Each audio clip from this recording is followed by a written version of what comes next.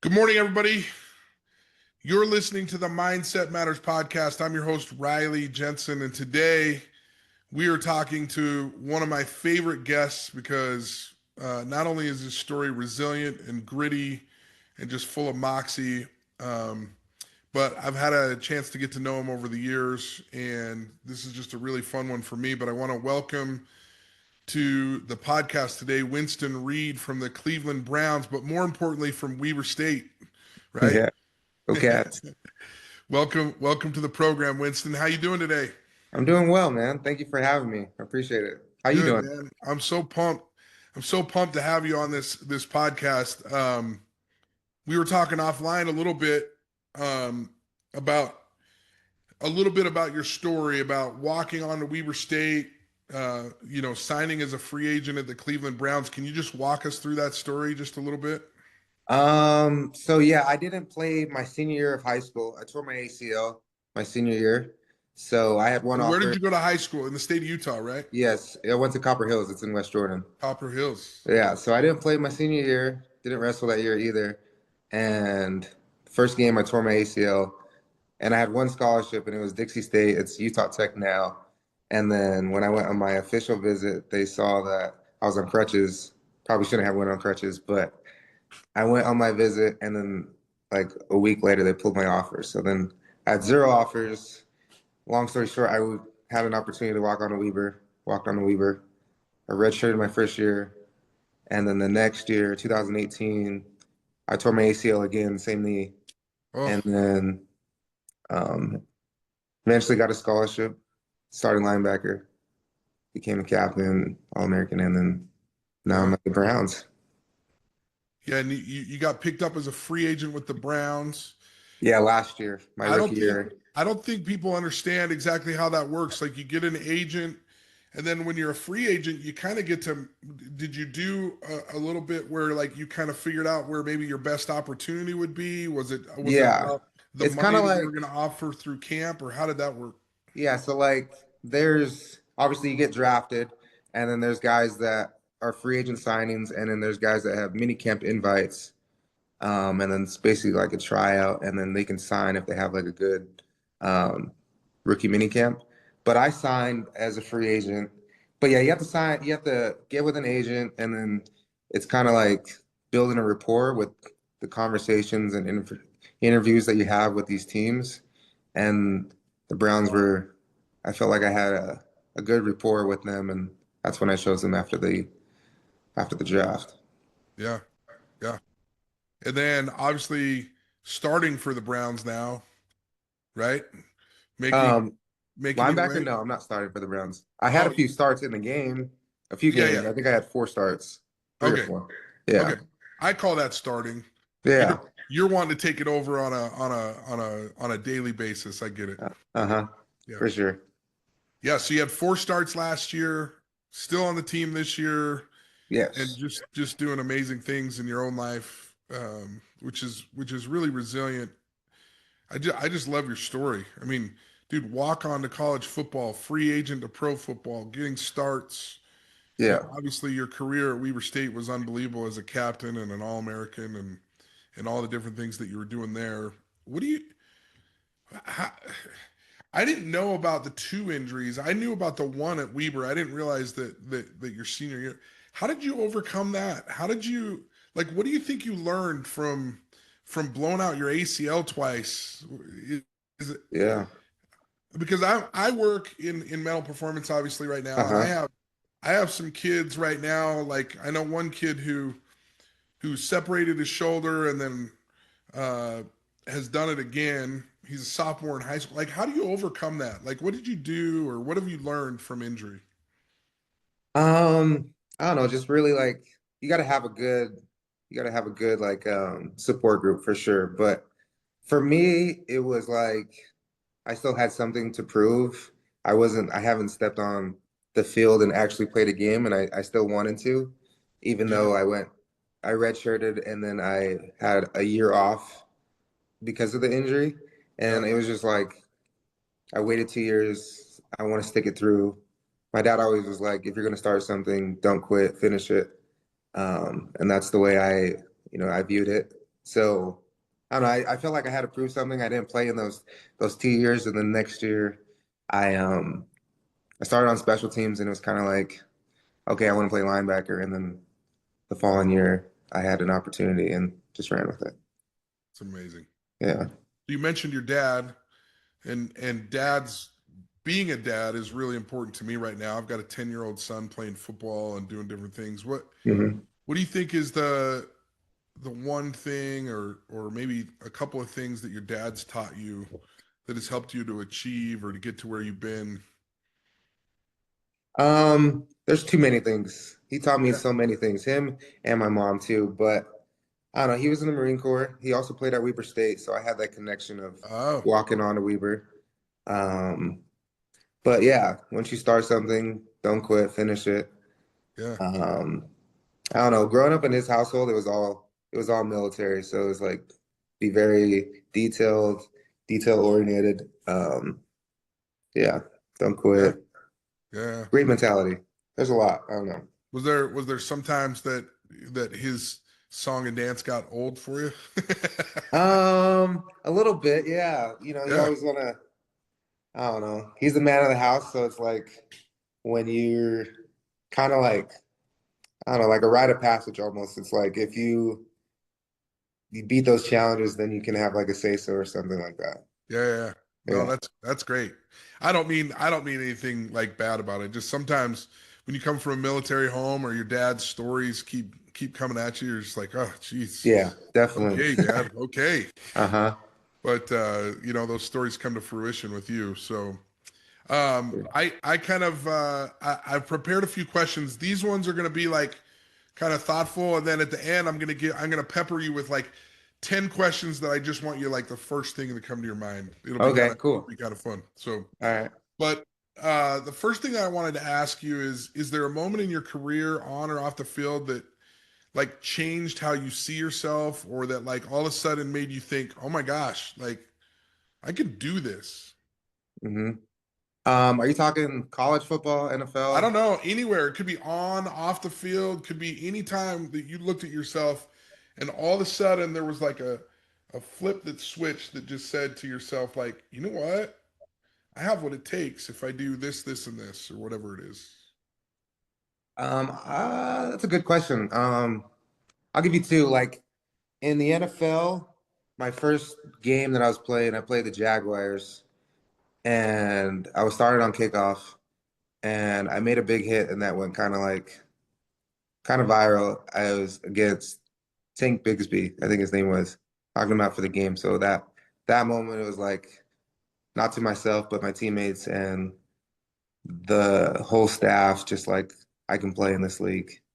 Yeah. Um, College football wise, I don't know. It was at FCS. I played at FCS school, Weber State, and so I don't know, playing against Utah or the FBS teams that we played, Utah State, um, and just having a good game against them, just like, okay, I can play against them. And they're playing against top teams. I can play against, Yeah. those guys. So those Yeah. two. If you could go back and give yourself advice when you were a teenager, is there anything that comes to mind? What would it be for the teenage athletes listen to you out there? Um, I mean, my teenage years, they were, I don't know, it was pretty strict. So I was getting good grades for sure. Never late, just because my dad was in the military. Um, but advice I'd give, just good grades, go to football camps, um, 7-on-7, all polys in Utah too. That's a huge one that college coaches go to. But those two things, yeah. Nice. What's the what's the weirdest pregame ritual or superstition that you've ever had, and do you still do it? I don't have any weird ones, but I always have peanut butter jelly sandwich before a game, like Oh, nice. regardless of what I eat. Yeah. Uh, it was my first game playing in college football, and I was at a table with Josh Davis, and we were eating, talking. We ate our food, and then we're just like, I wasn't full all the way, And so Yeah. I had a peanut butter and jelly sandwich, and we won that game. And so ever since then, I've had a peanut butter and jelly sandwich every game. I like that tradition. Nothing Yeah, like a good peanut butter and jelly sandwich, right? yeah, Little protein in there, little carbs, get you yeah, everything you need. I for like it. sure. I like it. Um, in your toughest mental slump, what was the one thought or the one person that helped pull you out of it? Mm, Not even football wise, but my mother passed away when I was 13, Oh, and I don't know, just life in general. That'd probably be my biggest mental slump. Um, but my family was always there, my siblings, my dad, just having a good support group. Um, and because we're going through the same thing, mother passing, and just being there for each other because we're going through the same thing. I would say that's one of the things that helped me get out of that yeah. that mental slump. You've mentioned that a couple of times, a support group around you. How many siblings do you have? I am one of seven. I have three brothers, Gotcha. three sisters, one adopted brother. So seven of us total. Wow. That must have been really hard at 13. Yeah. Yeah.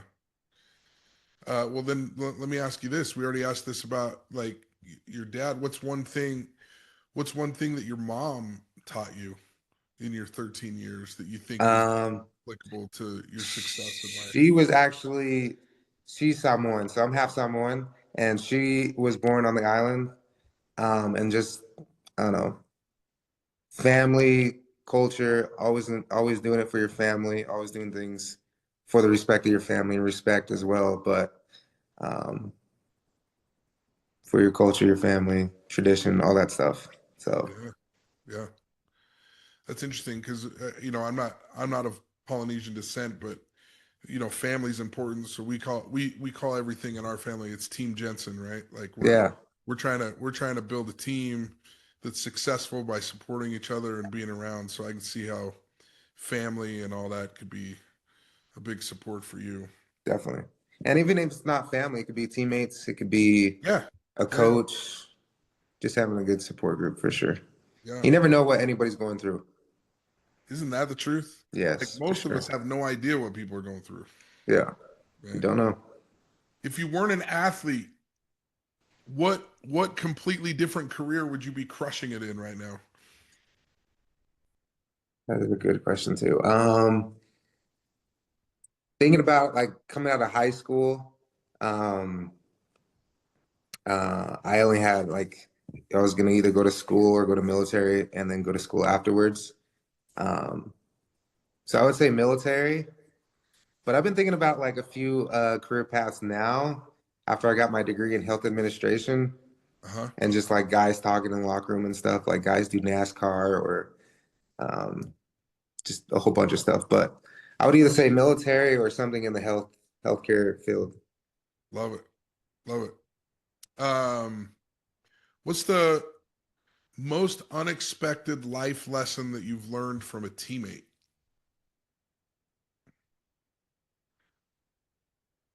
Um, well, like going back to what I said, and you don't know what anybody's going through.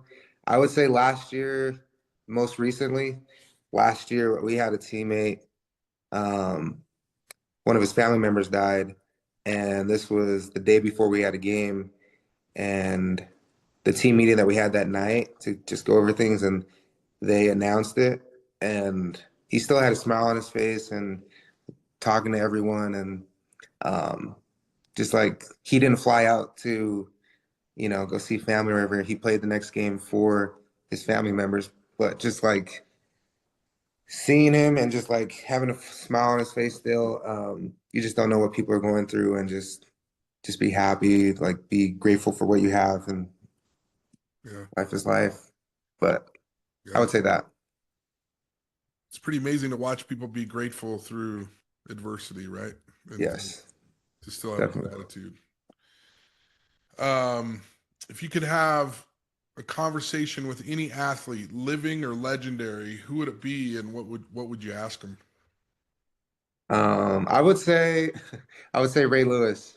I mean, growing up, He was He was the man. he was like one of the best linebackers for sure. Him, Patrick Willis, Brian Urlacher around that time, Luke Kuechly. But I would say Ray Lewis just because I also grew up a Ravens fan too.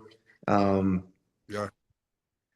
and what I would talk to him about, I don't know, just football, life, Yeah. um, investments, I guess. Still doing well for himself. Yeah. Yeah. I'm glad you brought up Brian Urlacher. That's like my claim to fame who I played against in college. So Brian Urlacher? yeah, he was a safety at New Mexico when I Okay. played. So I got to play against him. He Cool, got cool. he hit me so hard one time on a scramble. I was diving for a first down. He gave me a little elbow to the back of the head, and my left eye was crossed for the whole No third quarter. way. Yeah, like you know the cartoons where you're like shaking Uh-huh. your head and you can't Yeah. like it's exactly what it felt like. Dang. He was a And you great played player. But you played I quarterback at did get a Utah State. touchdown over the top of him. So I that's my claim to fame. Yeah. You know, Was people this are at claim Snow or was this at Utah State? at Utah State. Utah State? Played for New Okay. Mexico. Yeah. And then you know people are making their claim to fame on you right now. Like anything they did on you right now, that you know they're claiming it, right? I haven't heard any of that yet, but they probably will. um what's one things that fans out there, listeners out there would be shocked to know about the behind the scenes life of an athlete, like a pro athlete that plays pro football? Like Um, what's different? What's something that's unique? What's something that maybe they don't know? I don't really know. Like that's a very difficult question, but I mean it's good. It's I don't know. I wouldn't say it's very any different from college football. It's just you don't go to classes and all your time is being put in towards football, like film, weight room, taking care of your body. Um, there's not much that's different behind the scenes. It's just Yeah. straight football. Are there so I know I just know in college football, and this is just me being curious. Yeah. Like there are some guys that are just collecting a paycheck in college, and there's some guys that are like invested. Does that Uh-huh. happen at the highest levels too? Um, I guess so. I don't really know Okay. from like the people I hang around with, but Yeah. I would say guys, I don't know, they made it to, it could be both ways. Guys made it to the highest level and they may not want to achieve more just because they made it to the NFL, and some guys are still trying to achieve more. Right. So it could be a little bit of both. Yeah. Trying to collect a paycheck, trying to go all pro, trying to be a pro bowler. Right. Um, could be both. Yeah. I was just curious. Yeah. Um, how do you handle the pressure? Because this is something that a lot of kids are handling right now, and maybe you have some advice for this too. But how do you handle the pressure of social media criticism, or how do you handle the pressure in pro football when it feels like the whole world's watching like every little thing that you're doing? Social media wise, I'm not on social media like a whole ton, and I'm not like a very big name like I don't know, just teammates like Miles Garrett or like um the Shador Yeah, Sanders, like not yet, but you're yeah, playing pro football. yeah, I am, but like those guys that like people are watching like nonstop, like I don't get like even if it's like just things on Twitter or something, like I don't even look at that stuff. Yeah. Yeah, just I don't know. So Sometimes they could be bots or like I don't know, like might not even be a real person that's saying, "Oh, that was a bad play," like or you miss a tackle. It's just that's that's kind of a good way to think of it. yeah, Oh, this is a bot. Like, yeah, why would they even care what I'm doing? uh-huh. Sometimes you don't even need to like look at that stuff. Just Do you, after a so do game, you don't even have look at it. social media accounts and you just don't really look at them? Do you take them off during the season? Do you look at them mostly in the off season? Is it just not something that's really part of your I still life? have social media. It's just like I don't know. try not to spend so much time on it, like Yeah, under an hour a day or under 2 hours a day. yeah, Yeah, keep your screen time minimum, and that will kind of help you not be on social media as much. Good advice to you Yeah. athletes out there Some listening. people just like scroll and scroll on TikTok and stuff. Right. I do Right. not have a TikTok. That's probably a good thing not to have a TikTok. Yeah, TikTok's a scroller thing, isn't Yes, definitely. it? If your life was a movie, what song would they play during your ultimate highlight reel? You ever seen the movie Friday Night Lights? Yeah.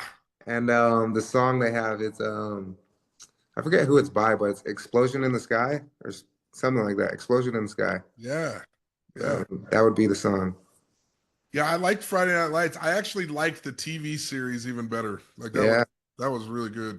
I do like that one too. That one felt pretty real. Like a lot of the politics and the crappy Uh-huh, stuff and the good stuff of football is all kind for of like, sure. Tim Riggins. yeah, yeah, Riggins, man. Texas forever, baby. For sure. That's a good TV show. Like top My 10. wife likes Riggins too. I don't know what that's all about, but Yeah. Long hair, playing fullback. Yeah. All right. So I got some fun questions here for you. These are a little bit more quick. All right, cool. Just the first thing that comes to your head. What's the most intense moment you've ever had on the field where you felt like you were in a movie? Um, Preseason game, um, against one of them, they're just like you have no subs, so even if you're tired, you can't even you gotta go through, you gotta run the next play. So So preseason with the Browns. yeah, it was preseason and I think they were on the 15-yard line and they went down the whole field. I think it was like a 13, 14 play drive, and I was so tired, but you can't sub at all. Yeah, yeah. If you could swap positions with any other player on your team for one game, just for fun, what position would you pick and why? I would pick D lineman just because you're pass rushing and you're setting edges the entire game. Yeah. What's the funniest or most bizarre thing a fan has ever shouted at you during a game, and how did you react?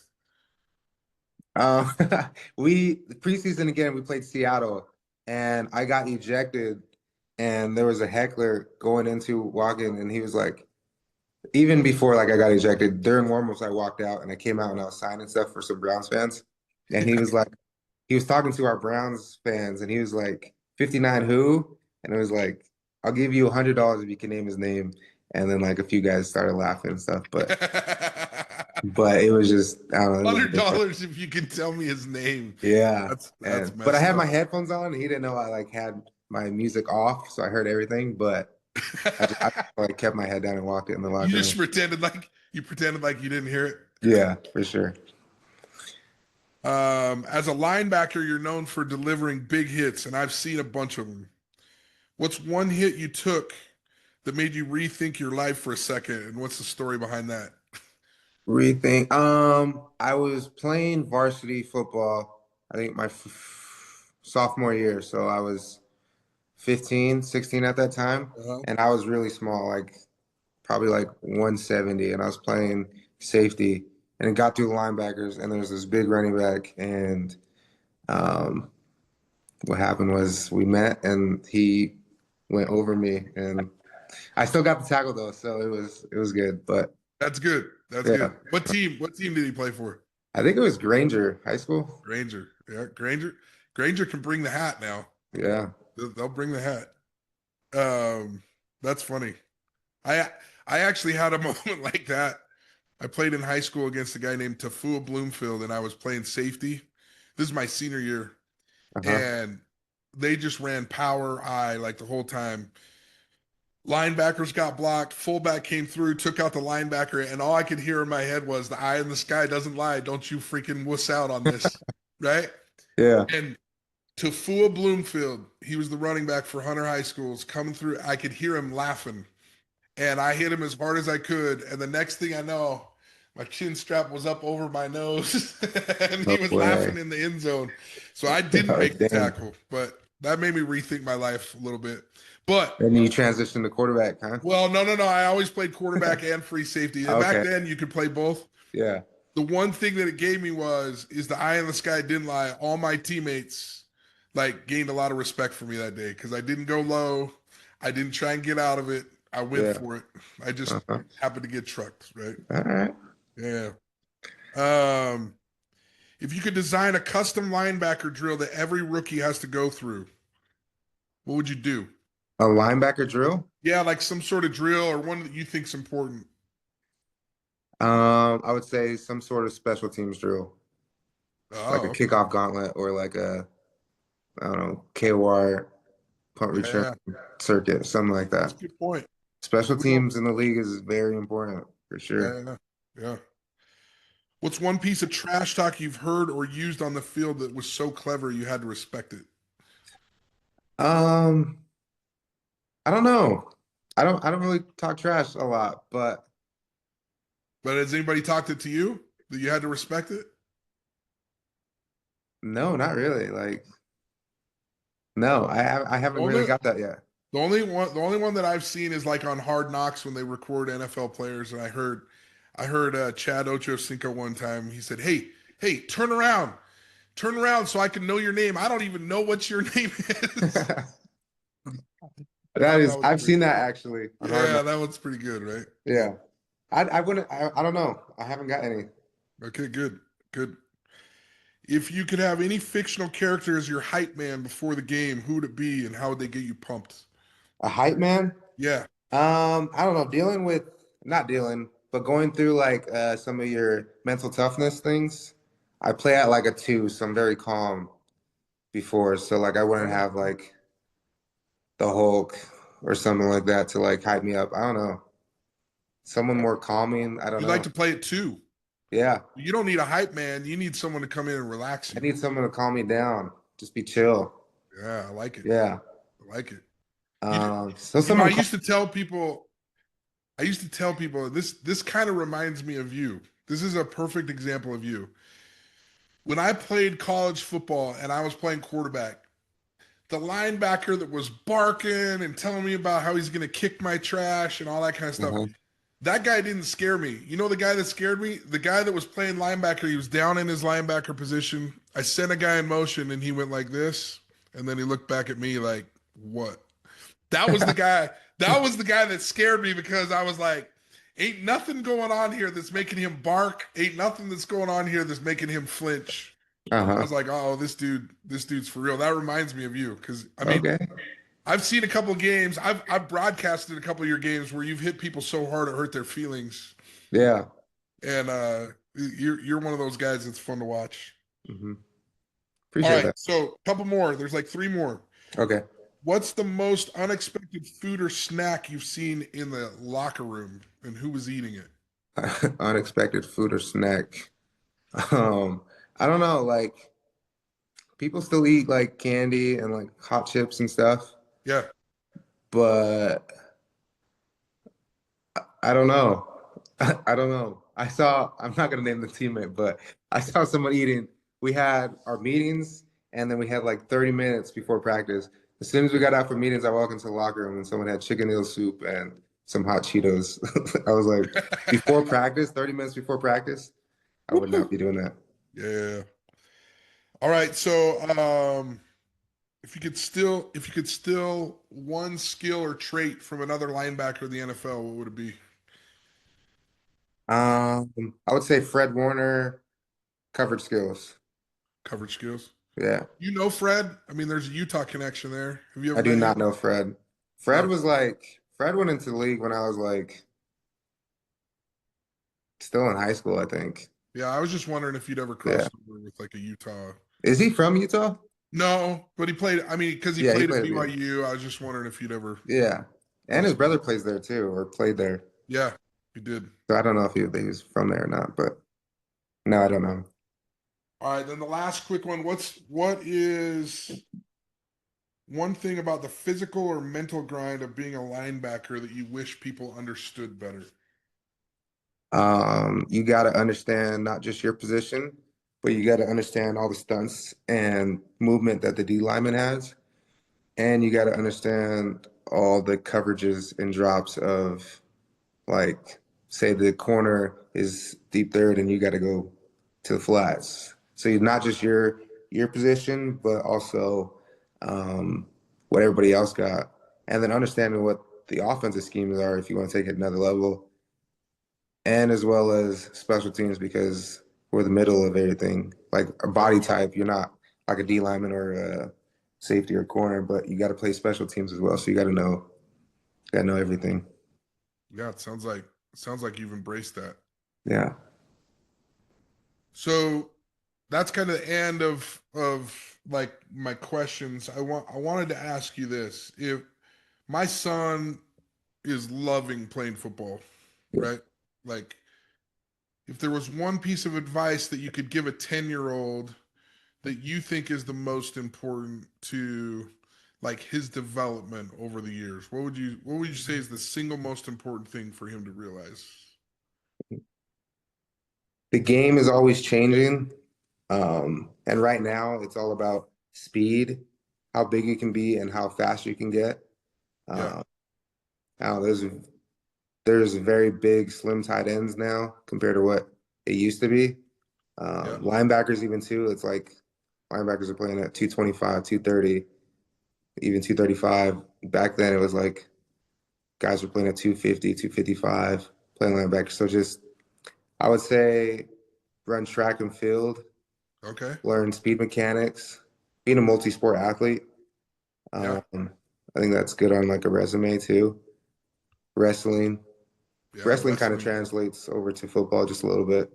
If you're, I feel like as a coach, wrestling is like yeah. that's a Uh-huh. big one, right? Like nitty-gritty, toughness. They like that. Well, just how to rap, how to understand leverage, and Yes, like, definitely. Uh-huh. yeah, yeah, But yeah, the name of the game right now is speed. yeah, Yeah. yeah. So I would say multi-sport athlete, What develop is what speed and is quickness. what is considered, or if you don't mind, like what's your 40? Like obviously you're fast enough to play in the NFL. How much do you weigh and what's your 40 so they can know? When I did pro day, so I didn't go to the combine.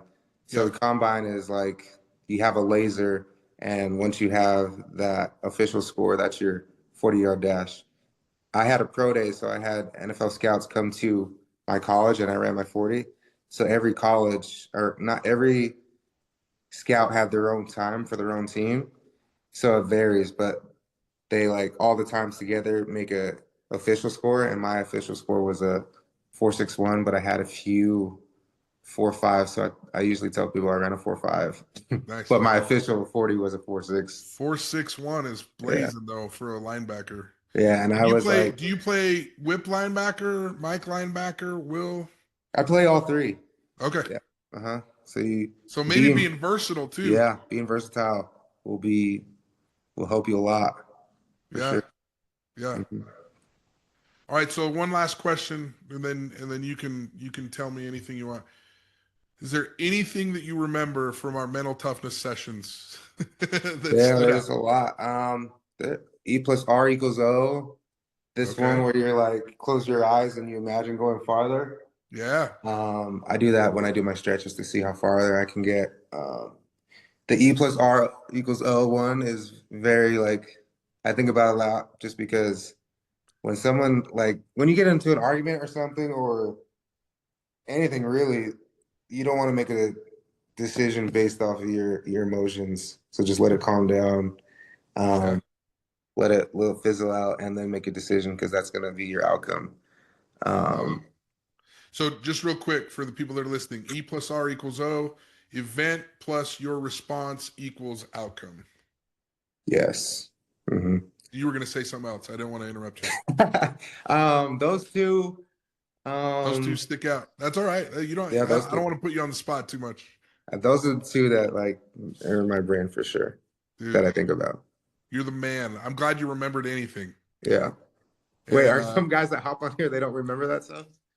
no, no, no, they do. I'm only interviewing athletes that I know or that I've worked with, so they all Oh, they okay. all have something.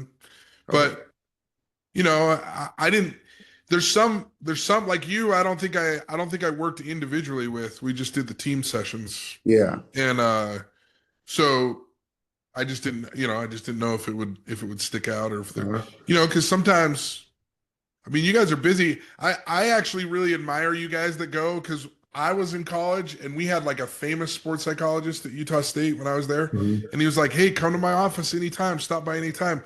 And you know what my thought was? And I don't tell very many people this, but I was like, man, ain't nobody got time for this. I'm busy. Yeah. I got things going on, you know? Uh-huh. So like the fact that you came at all, like to Uh-huh. me is just a reflection on, you know, the thing that I always remembered about you is that you always seemed like you wanted to learn.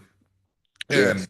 to me, I think that's part of what's made you so gritty and resilient is that you're kind of a lifetime learner, or you have this appearance of like you're always willing to learn, you're always willing to do something that will make you better. And I think that's a real compliment to you, a real compliment to your family and your parents that raised you. And so not only are you incredibly athletic, but you're not afraid to be humble enough to like keep learning. And so I think Yeah, I that's appreciate that. That's the only way you're gonna get better is you learn more things. yeah, Yeah. yeah. But Okay, so also like going back from the last, it was the 1 through 10, what you play at. That was another one, and I mentioned that in the podcast. But playing at a 2 versus a 9, just on that yeah. scale 1 through 10. Yeah, and then how do you manipulate yourself so you can get to that number? Like, what are the Yeah, tools that you use to get yourself to a 2 or a yeah. 9? Like some people watch a comedy movie or like watch a Yeah, little film, listen to hard rock to get them to like a yep, 10 if they play at a 10. yeah.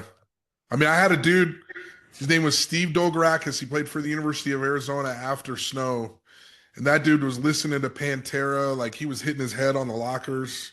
I was more like a 4. I need to be Uh-huh. down a little bit, but Yeah, you see it all over the place in the locker room, right? Like there's yeah. all kinds of different styles to Hmm. getting ready in the locker room. Well, dude, I appreciate your time. I don't want to keep it forever. One last question. Is there anything you can think of that you want people to know or any advice that you have to give before I let you go today? I would say college athletes, no special teams, because um that is another, I don't know, thing to separate you from other athletes or other football players to making a squad, a 53 or even practice squad. Yeah, 'Cause like a lot of I mean some players do play special teams, but a lot of guys that go to like big name schools like I don't know, Florida maybe or FBS schools, their starters don't play a lot of special teams, and I thank my coaches for putting me in the special teams so that I don't know I kind of was ready for the NFL. yeah, And then like little league and high schoolers, if you want to get offers, I don't know how it is now with like NIL and all that stuff and everything, but when I was in that age group, just going to camps, being a multi-sport athlete, that kind of helped for I don't know offers and stuff like that. okay, you cut out for me a second. As soon as you said Little League, can you just try that again? Oh, like little league in high school, being a multi-sport athlete and um, going to camps to get more exposure, and also I don't know, just the weight room stuff that you're already doing. I would say find another speed program or something like that. There's a ton in Utah now that you can you can join and get better, get faster, get quicker. Awesome. Yeah. Awesome. Well, best of luck to you. Thanks for taking time. Congratulations on your engagement. Congratulations on all these wonderful things that you have going on in your life. I bet your dad is one proud dude right now. So, He is. We and talk every we day, almost every day. yeah, and we're all proud of you. So there's way more people, including me and my 10-year-old son, that are looking for number 59 on, you know, we're looking we're, Yeah. we're looking to watch you on Sundays. So Appreciate it, man. there's more than you think cheering for you. So Awesome.